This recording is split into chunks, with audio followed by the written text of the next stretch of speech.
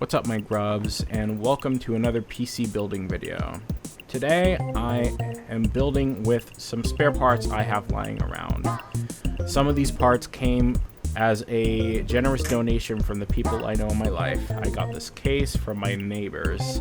They were happy to give it to me when I told them that I work on computers and stuff. So they gave me their old systems from 10 to 30 years ago. And this case is actually pretty nice because it has 5 3.5-inch hard drive bays and a 2 slot for the smaller ones.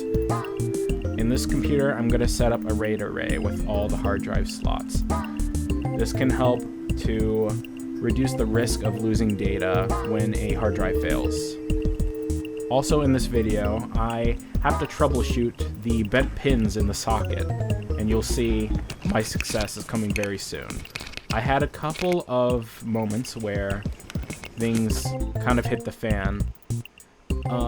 Later in this video, I do get the BSOD, blue screen of death, when trying to install Windows.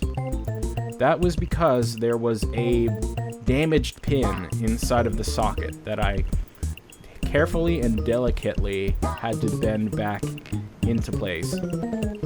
So here you can see me trying to install Windows, and then I lean forward and I get the blue screen of death.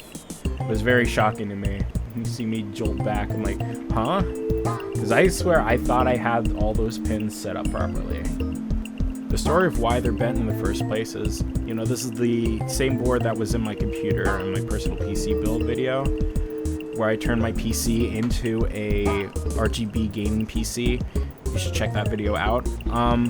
The reason why the pins are bent is because I went to go check out the board, take off the socket cover, and when I wanted to put it back on, my finger slipped and bent like pretty much 1/16 of the pins, so I had to bend them all back. It's really sucky that happened. I was trying to be careful, but the rest of this video is me just building the PC. So after I installed Windows, I verified that everything worked properly. I let the computer sit for hours on end. No blue screens, no nothing. I even did a stress test. And after I verified that everything worked, I just went ahead and with the build process to close everything up.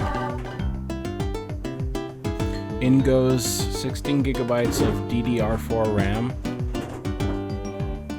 A now working motherboard. A 500-watt Corsair power supply. 6 SATA cables. Case panel connectors go in. An all-in-one CPU cooler from NZXT.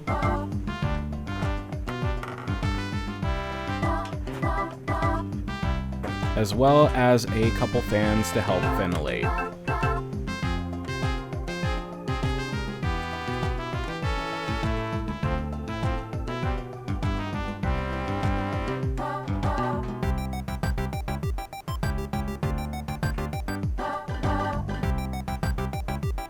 Now that everything is put together, I just want to take a moment of your time to tell you about the CPU that I put into this build. So it's the 11400 Core i5 from Intel.